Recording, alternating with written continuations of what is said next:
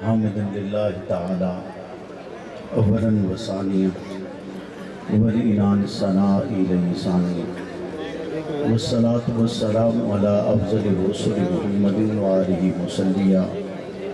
محمد وآلہ مسلیا فی غلبت الصلوات مجلیا ومسلیا اما بعد فاعوذ باللہ من الشیطان الرجیم بسم اللہ الرحمن الرحیم محمد رسول اللہ والذین معه شداء والکفار رحماء بینہم قال النبی صلی اللہ علیہ وسلم لا یؤمن احدکم حتی اکون احب الیہ من والدہ وولدہ والناس اجمعین او کما قال صدق اللہ وصدق رسولہ النبی الکریم درود پاک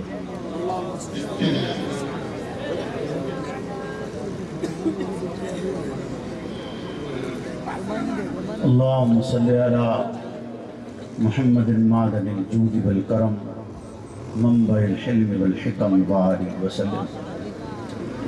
ہے کمال رتبہ مصطفیٰ بلغ اللہ کمالہ یہ اثر ہے ان کے جمال کا کشفت دجاب جمالہ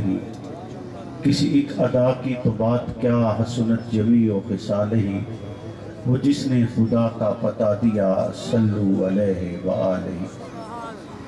آپ کا حکم تھا سرکار نہیں ہونے دیا خود کو کسی اور کا طلبگار نہیں ہونے دیا اہل غیر کو ٹھہرنے کی اجازت نہیں دی دل کو دل رکھا ہے بازار نہیں ہونے دیا میرے واجب الاحترام دوستو بزرگوں صدر محفل حضرت قبلہ مفتی سید ارشد الحسینی دعوت برکاتہ العالیہ اور دیگر معززین علاقہ علماء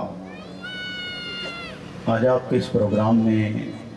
محترم قاری غلام یاسین صاحب ڈاکٹر سلمان صاحب اور دیگر ان کے رفقا جن کی پرخلوص دعوت پر حاضری کا شرف حاصل ہوا ہے اللہ کے عالم سے دعا گوں کہ وہ مجھے حق اور سچ کہنے کی توفیق عطا فرمائیں اور حق اور سچ کہنے کے بعد مجھے اور آپ کو اس پر عمل پیرا ہونے کی بھی توفیق عطا فرمائیں ایک بڑی طویل مدت کے بعد آپ کے ہاں آپ کی سالانہ کانفرنس سے گفتگو کا شرف حاصل ہو رہا ہے چونکہ مدت تو بڑی گزری ہے لیکن آپ کے ہاں سرگودا میں کافی دفعہ آنے کا اتفاق ہوا ابھی پچھلے دنوں قاری احمد علی صاحب کی دعوت پر آپ کے ہاں گول مسجد میں بھی گفتگو کا موقع ملا تو میں یہ سمجھتا ہوں کہ میں اور آپ ایک دوسرے کے مزاج آشنا ہو گئے ہیں لہذا ہم اپنے براہ راست عنوان کی طرف جائیں یا پہلے کچھ سمیتی گفتگو کر لیں جی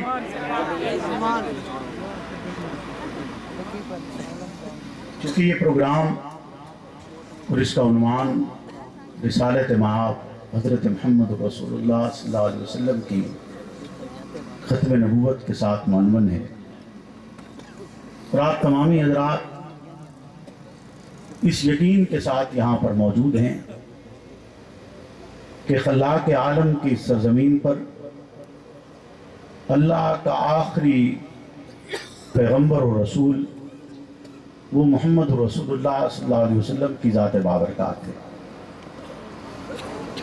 اور یاد رکھیے گا کہ زبانی عشق و مجذوبی کے دعوے اور ہوتے ہیں پیغمبر کی اطاعت کے تقاضے اور ہوتے ہیں زبانی جمع خرچ میں تو مسلمان کمی بیشی نہیں کر رہا لیکن اطاعت کے راستے پر چلتے ہوئے کمی بیشی ہو رہی ہے جس کو ہم نے اور آپ نے دور کرنا ہے اور یاد رکھیے گا کہ رسول خدا کی اطاعت نہ کرنا ہلاکت کا سبب بنتا ہے گمراہی اور گمراہی جسے ضلالت سے تشبیہ دی گئی ہے وہ ایسی گمراہی ہے جو نتیجتاً اطاعت نہ کرنے والے افراد کو جہنم کے گڑھوں میں پھینک دے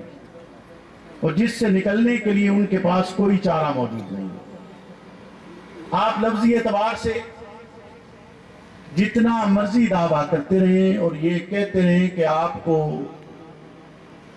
اطاعت بھی نصیب ہوگی، آپ کو شفاعت بھی نصیب ہوگی، لیکن اگر آپ نے رسالت مآب کے اس راستے پر اور اس طریقے کو نہیں اپنایا اور اطاعت کے راستے پر گامزن نہیں ہوئے، اس پر عمل پیرا نہیں ہوئے اور آپ کے ان فرامین کو تسلیم نہیں کیا، تو پھر کامیابی میرا اور آپ کا مقدر نہیں بن سکتی۔ اس لیے ضروری ہے کہ رسالت مآب سے محض محبت کا دعویٰ نہ ہو، اس میں اطاعت رسول بھی موجود ہے۔ اور بالخصوص جس لمحے میں آپ اس نیت کے ساتھ اپنی زمین سے سفر شروع کریں کہ آپ اس عظیم رسول کی سرزمین جسے مدینہ طیبہ کہا جاتا ہے اس کی زیارت کے لیے جا رہے ہیں، تو اس نظریے کے ساتھ جائیں کہ رسالت مآب نے فرمایا جس نے میری قبر کی زیارت کی گویا اس نے میری زیارت کی، اور آپ اس نیت کے ساتھ جب وہاں جا رہے ہیں تو آپ میں اطاعت رسول کا مادہ سب سے زیادہ ہونا چاہیے، سنت رسول کے تقاضوں کو پورا کرتے ہوئے ہونا چاہیے، آپ کی سنت کو اور اس کے طریقوں پر عمل پیرا ہونا چاہیے۔ اور جس نے رسالت مآب قبر مبارک کی زیارت کی ہے یا رسالت مآب کی زیارت کی ہے، اس کو اس کے بے شمار فوائد حاصل ہوتے، جن فوائد کو یوں بیان کیا جاتا ہے کہ رسالت مآب کی زیارت ایمان کی پختگی، رسالت مآب کی زیارت درجات کی بلندی، رسالت مآب کی زیارت گناہوں سے خلاصی اور معافی، رسالت مآب کی زیارت قلبی سکون کا باعث بنتی ہے۔ یعنی آپ یوں سمجھیے کہ آپ گویا ایک جہان دیکھنے جا رہے ہیں اور ایک جہان سے آشنا ہونے جا رہے ہیں۔ رسالت مآب کی زیارت جس نے کر لی اس کے لیے رسالت مآب کے الفاظ یہ اور مختلف احادیث مبارکہ ہیں جن کو میں مفہوم کی شکل میں بیان کروں گا کہ حضور نے یہ بھی فرمایا کہ جس نے میری زیارت کی، جس نے میری قبر کی زیارت کی گویا اس نے میری زیارت کی۔ رسول اکرم نے یہ بھی فرمایا کہ جس نے میری زیارت کی میں اس کے لیے گواہ بن جاؤں گا۔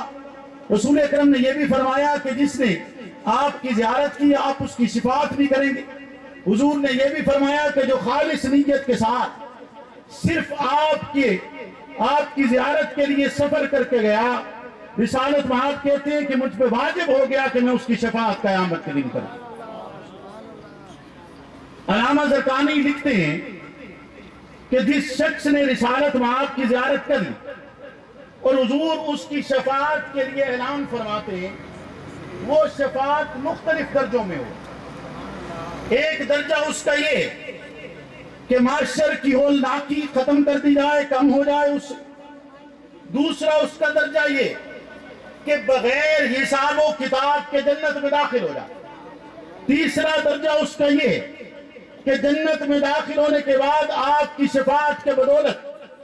اس کی نعمتوں میں اضافہ کر دیا جائے۔ چوتھا درجہ اس کا یہ کہ آپ کی شفاعت کے بدولت اسے خلاق کے عالم کا دیدار نصیب ہو جائے، جسے جنت کی سب سے بڑی نعمت کہا جاتا ہے کہ ہر ایک شخص یہ طلب کرے گا کہ یا الہ العالمین، جو زیارت آپ نے ہمیں کروا چھوڑی ہے بس یہی مل جائے، اس کے سامنے باقی جنت کی اچھے اس کے لیے ٹھیک ہی پڑ جائے۔ بولے نا، چونکہ تھوڑا سا مائک سے ہٹ کے بھی بات کرنی ہوتی ہے تو اس لیے آواز کا آپ ہے۔ شفاعت رسول اسے حاصل ہوگی اور شفاعت کے درجات بھی میں نے آپ کے سامنے رکھے، اور پھر انشاءاللہ کس وقت آپ سے ملاقات ہوگی تو اس عنوان کے ایک اور رخ کو بھی انشاءاللہ زیر گفتگو بنائیں گے انشاءاللہ۔ آج وہ نہیں، تو آج عنوان کو شروع کرتے ہیں۔ عنوان شروع کر لیں، چونکہ آپ کو پتہ ہے کہ گفتگو سے پہلے میں نے آپ کو عنوان بھی بتانا ہے، اور عنوان آپ نے یاد بھی رکھنا ہے۔ توجہ ہے آپ کی؟ تیری دید جس کو نصیب ہے وہ نصیب قابل دید ہے۔ عنوان کیا ہے؟ تیری دید جس کو نصیب ہے تیری دید جس کو نصیب ہے وہ نصیب قابل دید ہے. عنوان یاد رکھیں گے؟ دوبارہ پڑھ لیجئے. عنوان کیا ہے؟ تیری دید جس کو نصیب ہے وہ نصیب قابل دید ہے. امی عائشہ صدیقہ روایت کرتی ہیں ایک صحابی سرکار کی محفل میں بیٹھا اور اس طرح بیٹھا کہ ٹکٹکی باندھے رسالت معاد کے چہرے انور کو دیکھتا چلا جا رہا ہے. اتنا دیکھ رہا ہے کہ حتیٰ کہ پلک بھی نہیں جھپک رہا. اور حضور سوال کرتے ہیں کہ خیر ہے، اتنی توجہ سے ٹکٹکی باندھے دیکھ رہے ہو؟ وہ جواب میں کہتا ہے کہ آقا آپ کی زیارت کر رہا ہوں. جو لطف حاصل ہو رہا ہے ویسا لطف پھر کسی اور شے میں حاصل نہیں ہوتا. کائنات کا سب سے حسین ترین وجود، ایسا وجود کہ جس کے لیے ملا علی قاری کہتے ہیں کہ رسالت معاد کے حسن سے ابھی پردے ہٹائے نہیں گئے، روز معاشر ہٹائے جائیں گے. 70,000 پردے حضور کے حسن سے ہٹائے جائیں گے، اور ہر ایک پردے کے ہٹنے کی بدولت جو زیارت رسول کر رہے ہوں گے، ہر ایک پردہ جب ان کے سامنے سے ہٹے گا تو لاکھوں گردنیں جن پر جہنم واجب ہوگی انہیں جہنم سے آزاد کر کے جنت کی طرف بھیج دیا جائے گا. زیارت رسول کی بدولت، زیارت رسول کی بدولت وہ جنت کی طرف گامزن ہو جائیں گے. زیاد ابن سکن کہتے ہیں جنگ میں زخمی ہوئے صحابی بیان کرتے ہیں کہ زیاد ابن سکن رسول اللہ کے صحابی درخواست کرتے ہیں اپنے ساتھیوں سے کہ مجھے لے کر جاؤ، رسالت معاد کے قدموں تک لے کر جاؤ. جب آپ کے قریب پہنچے تو ساتھیوں سے کہا کہ مجھے چھوڑ دو، ہٹ جاؤ. اور پھر گھسٹتے ہوئے رسالت معاد کے قدموں پہ پہنچے. آپ کے قدم مبارک پر صحابی رخسار رکھتا ہے اور رخسار رکھ کے جان جان آفری کے سپرد کرتا ہے. صحابی بتلاتا یہ ہے کہ تیری دید جس کو نصیب ہے وہ نصیب قابل دید ہے. صحابی اعلان کرتا ہے رسالت معاد کے قدموں میں آپ کے پاؤں مبارک پر سر رکھ کر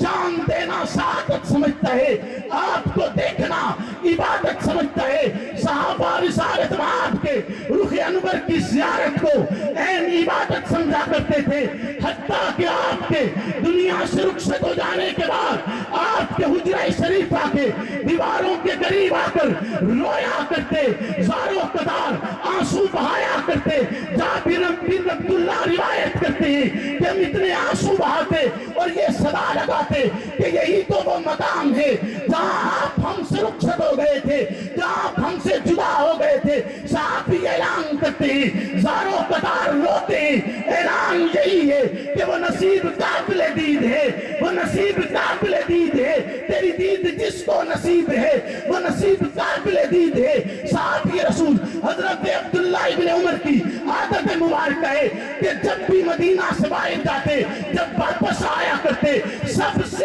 پہلے عادت کے مطابق سب سے پہلے گنبد خضرا کے سامنے آتے، رسالت معاد کے حجرہ مبارک کی زیارت کرتے اور وہاں پر آپ کو سلام پیش کیا کرتے. انتہائی عقیدت اور محبت سے سلام پیش کیا کرتے. آپ کا غلام بیان کرتے ہیں کہ 100 مرتبہ سے زائد میں نے دیکھا ہے عبداللہ ابن عمر محمد رسول اللہ کے حجرہ مبارک کے باہر آ کر آواز لگاتے ہوئے سلام پیش کرتے ہیں. آقا کی بارگاہ میں پہلا سلام پیش کرتے ہیں. ذرا اس سلام کا لطف لیجئے گا، ذرا توجہ کیجئے گا کہ یہ وہ شخص ہے جس نے محمد عربی کو دیکھا ہے، یہ وہ شخص ہے جو آپ کو دیکھ کر ایمان لائے ہے، یہ وہ شخص ہے جس نے آپ کا زمانہ پایا ہے، یہ وہ شخص ہے جس نے رسالت معاد پر ایمان لاتے ہوئے اپنے والد کی طرح ان کے نقش قدم پر چلائے. یہ وہ شخص ہے جس نے حدیث رسول اللہ کی تشریح کی ہے،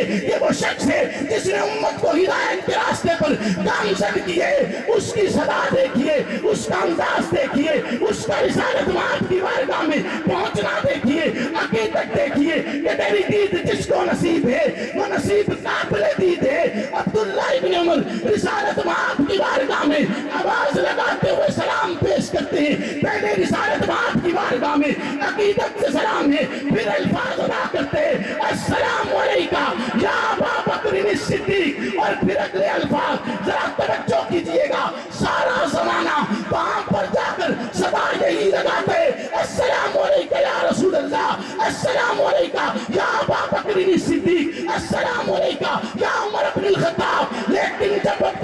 ابن عمر آیا رسول اللہ کے روضہ اطہر پر رسالت مآب کی بارگاہ میں، یہ صدا تو اس نے لگائی ہے السلام علیکہ یا رسول اللہ، یہ صدا بھی لگائی ہے السلام علیکہ یا ابا بکر صدیق، لیکن تو نصیب دیکھنا، ذرا توجہ تو کر، تجھے زمانہ لگتا ہے، محنت لگتی ہے، پیسے لگتے ہیں، وقت لگتا ہے، سفر لگتا ہے، اور پھر تو جا کر رسالت مآب کے روضہ انور پر پہنچتا ہے، لیکن قربان کیوں نہ جاؤں ان مقدس شخصیات پر جو رسالت مآب کی قبر مبارک کی دیوار کے ساتھ قیامت کے دن تک کے لیے استراحت فرما رہی ہیں، وہ صدا لگاتے ہوئے ایک آواز تو یہ لگی السلام علیکہ یا ابا بکر صدیق، اگلے الفاظ ادا کرتے ہیں السلام علیکہ یا ابا جہان، السلام علیکہ یا حبیب۔ ختم نبوت کے پہلے ہے گواہ، ختم نبوت کے پہلے ہے گواہ، نہیں ہے بات آئی، ختم نبوت کے پہلے ہے گواہ، ختم نبوت کے پہلے ہے گواہ، مصطفیٰ کا ہم سفر، مصطفیٰ کا ہم سفر، نعرہ تکبیر، زندہ ہے تھگری، زندہ ہے تھگری، زندہ ہے تھگری، مسرور کی شکل میں، نعرہ تکبیر۔ عبداللہ بن سلام گلی میں شور سنتے ہیں، گلی میں شور سنے تو ان کی پھپھو ان سے کہتی ہیں، جو تورات و زبور کی عالمہ تھی وہ کہتی ہیں کہ لگتا ہے وہ نبی آ گئے ہیں جن کے آنے کا انتظار، وہ نبی آ گئے ہیں جن کے آنے کا انتظار تھا۔ کہتے ہیں میں دوڑتا ہوا گیا، رسالت مآب کے چہرے کو دیکھا، چہرہ دیکھتے ہی یہ یقین ہو گیا کہ اس سے زیادہ سچا چہرہ کوئی اور نہیں ہے، اس سے زیادہ سچا چہرہ کوئی اور، بولو نا کوئی اور۔ گل سمجھے چاہ رہی ہے؟ پکی گل ہے، بولو نا، میں ساری تمید بن رہا، میں کسی گل وال کون لے کے جانا ہے، میں نے ایک منظر بیان کرنا اور اس منظر پہ میں نے کر بستے نہیں، ایک کو منظر بیان کرنا چاہتا ہے، توجہ ہے، ایک منظر بیان کرنا، میں ایک بات کرنے لگا تھا وہ کر کے میں اس کا لطف خراب نہیں کرنا چاہتا، ذرا توجہ کیجئے گا، توجہ ہے، بولو نا، ایک منظر میں نے بیان کرنا، میں نے ایک دید بیان کرنی، ایک دید بیان کرنی جس کے لیے میں ساری گفتگو کر رہا ہوں، ایک منظر کے لیے، لیکن وہ آخر میں آئے گا انشاءاللہ، توجہ ہے آپ کی۔ حضرت ابو ہریرہ کہتے ہیں بیٹا بیٹھ جا، اور جیڑے کام میں تھوڑی دیر واسطے میں 5-7 منٹ واسطے روک کے، توجہ ہے جی۔ حضرت ابو ہریرہ روایت کرتے ہیں، کہتے ہیں کہ ایک دن مجھے شدت سے بھوک بھی تھی، غم بھی تھے زمانے کے، حضور کے چہرے انور کو دیکھا، غم ختم ہو گئے، دکھ ختم ہو گئے، تکلیفیں ختم ہو گئی، میں آقا کی بارگاہ میں آیا اور آقا سے کہا کہ آپ کے دیدار کا لطف سارے غم بھلا دیتا ہے، میں آپ سے عرض کرنا چاہتا ہوں کہ مجھے بتلائیے یہ کائنات بنی کیسے، اور آقا کہتے ہیں کہ پانی سے بنائی گئی، یعنی آپ کا دیدار بھی کر رہے ہیں، ساتھ روایت بھی بیان کر رہے ہیں، آپ کا دیدار بھی کرتے ہیں، ساتھ روایت بھی، یہ اس چہرے کی زیارت ہے کہ جس کے لیے ابو ہریرہ ہی کہتے ہیں نا کہ میں نے چاند کو بھی دیکھا اور آپ کو بھی دیکھا اور صدا یہی لگائی تھی نا کہ تم سونا نہ ہوئے سونا، تم سونا نہ ہوئے، یہ وہی چہرہ ہے کہ جو مسکرا دے تو گمشدہ سوئی مل جائے گا، وہی چہرہ ہے، اسی چہرے کی بات ہو رہی ہے کہ اس کا دیدار، اس کا تیری دید جس کو نصیب ہے وہ نصیب قابل دید ہے، ذرا توجہ کرنی ہے۔ حضرت ابو ہریرہ روایت کرتے ہیں کہ ایک دن انہی دونوں کو جو دو آج بھی گنبد خضرا کے مکین ہیں، وہ دونوں ایک دن حجرے سے ابھی اپنے اپنے گھر سے باہر نہیں نکلے، رسالت مآب اپنے حجرے سے باہر آئے اور آپ ایسے وقت میں آئے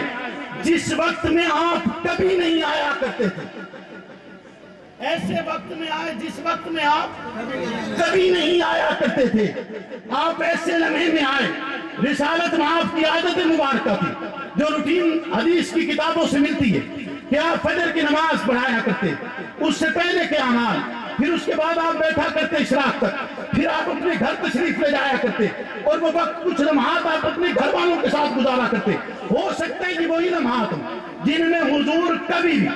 باہر نہیں تشریف لایا کرتے تھے. یعنی وہ لمحات صرف ایک دفعہ ہوئے ہیں، نہ اس کے بعد ہوئے ہیں، نہ اس سے پہلے ہوئے ہیں. آپ کبھی اس وقت کے علاوہ باہر تشریف اس وقت میں کبھی تشریف نہیں لایا کرتے تھے.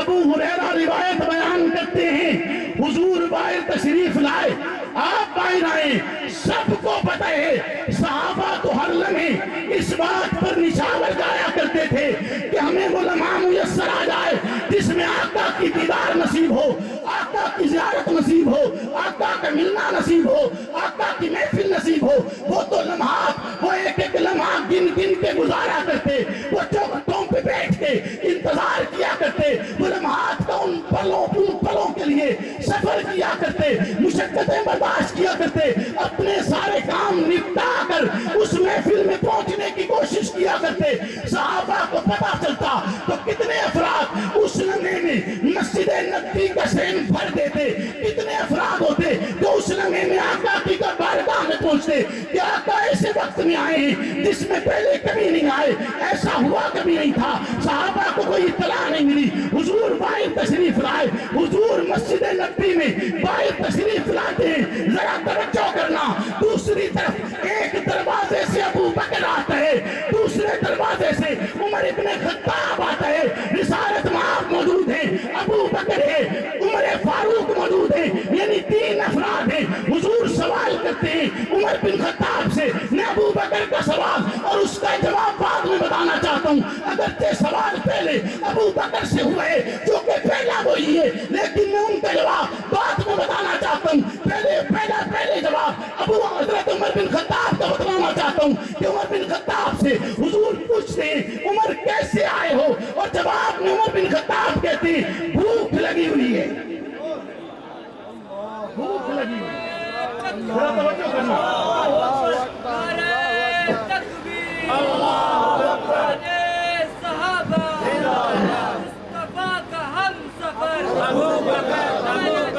اپنا گھر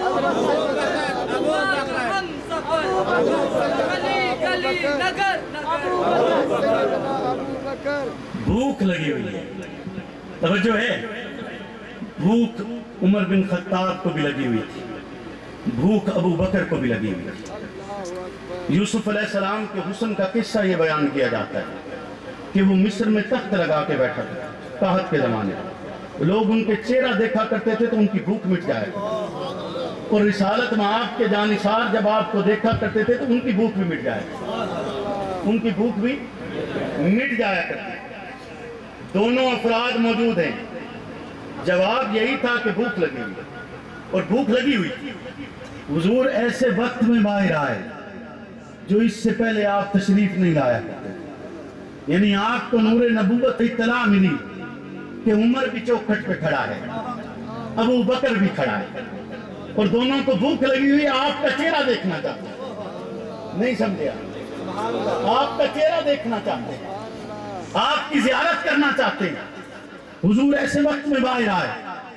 عمر سے پوچھا، عمر نے سیدھا جواب دیا کہ بھوک لگی ہوئی ہے. اور ابو بکر سے پوچھا، ابو بکر کہتا ہے آقا آپ کی زیارت کے لیے نکلا، سلام پیش کرنا چاہتا تھا، آپ کی بارگاہ میں حاضر ہونا چاہتا تھا. ابو بکر کیا جواب دیتا ہے؟ آپ کی زیارت کرنا چاہتا تھا، آپ کی بارگاہ میں حاضر ہونا چاہتا تھا، آپ کو سلام پیش کرنا چاہتا تھا. تیری دید جس کو نصیب ہے وہ نصیب قابلے،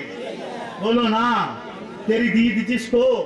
اور جس کے لیے حضور حجرے سے باہر نکل آئے کہ ان کو دید کروانی، بولو نا، انہوں دید کرانی ہے. تیری دید جس کو نصیب ہے وہ نصیب قابل دید ہے. توجہ ہے آپ کی. اب آپ نے ہماکن میری طرف متوجہ رہنا، کیونکہ اب جو منظر میں بیان کرنا چاہتا ہوں اس کے لیے میں نے یہ ساری گفتگو کی. وہ منظر یہ نہیں تھا، وہ منظر اس سے آگے آ رہا، وہ اس سے آگے آ رہا. آپ سب کی توجہ ہے؟ پکی گل، جڑے تواڈے نال ستے پین انہاں نوں تھوڑی دیر واسطے جگا دیو، تھوڑی دیر واسطے، صرف 2-4 منٹ واسطے جاگ رہے ہیں آپ سب؟ جی پکی بات ہے، ہاتھ کھڑا کر کے بتائیں اگر آپ جاگ رہے ہیں۔ نعرہ تکبیر، نعرہ تکبیر، مصطفیٰ کا ہم سفر، مصطفیٰ کا ہم سفر، لٹایا جس نے اپنا گھر، گلی گلی نگر نگر، عمر عمر گلی گلی نگر نگر، نعرہ تکبیر۔ میں نے آپ سے شروع میں یہ کہا تھا کہ جو اطاعت رسول کے راستے پر گامزن نہیں ہوتے ان کے لیے ہلاکت آسانی نہیں، ان کے لیے ہلاکت آسانی نہیں۔ حضور کا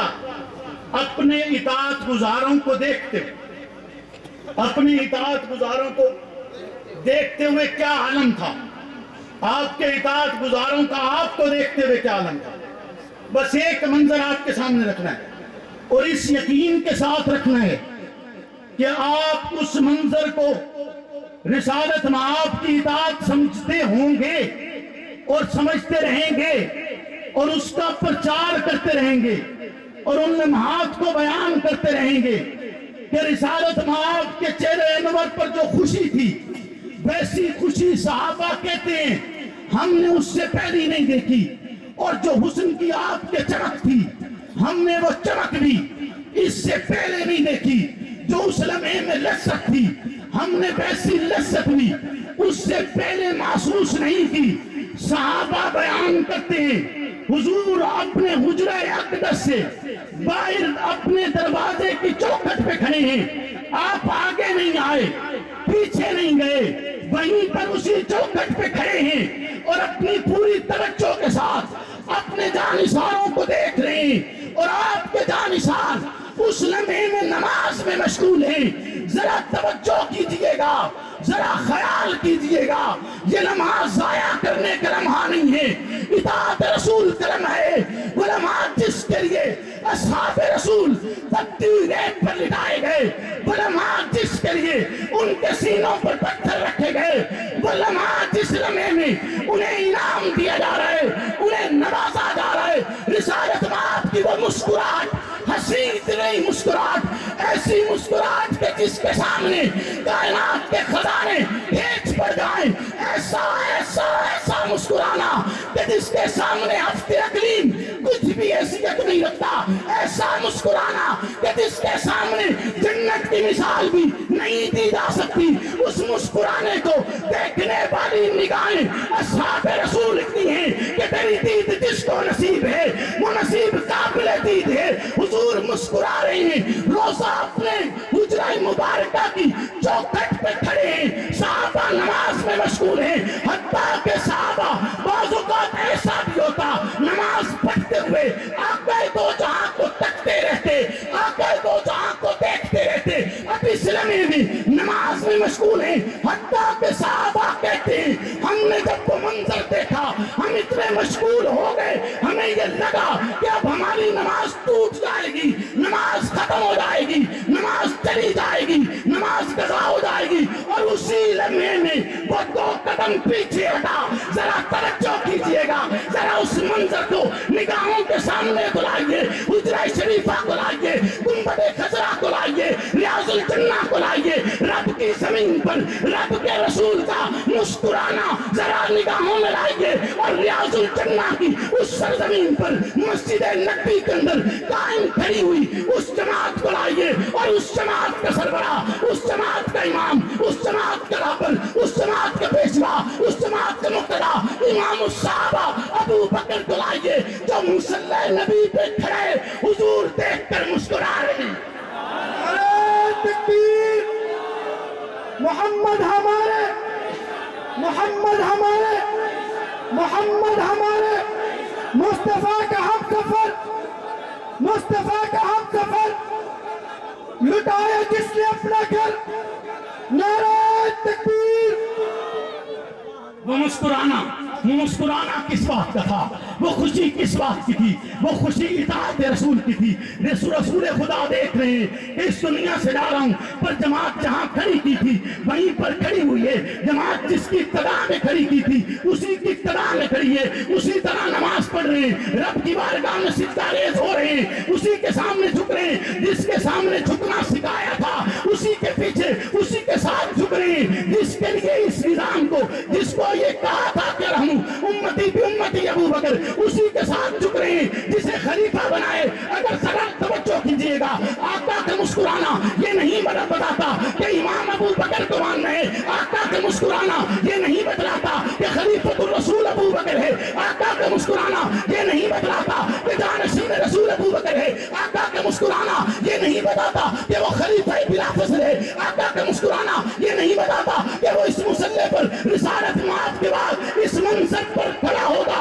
آقا کا مسکرانا اطاعت رسول کی نشانی ہے، آقا کا مسکرانا صحابہ کا تسلیم کرنا ہے، آقا کا مسکرانا صحابہ کا آپ کے رستے پر گامزن ہونے کی علامت ہے، آقا کا مسکرانا رسالت بعد کی بات کو ماننا اور تسلیم کرنا ہے۔ اور وہ مسکرا کر بتا گئے تیری دید جس کو نصیب ہے وہ نصیب قابل ہے۔ زندہ ہے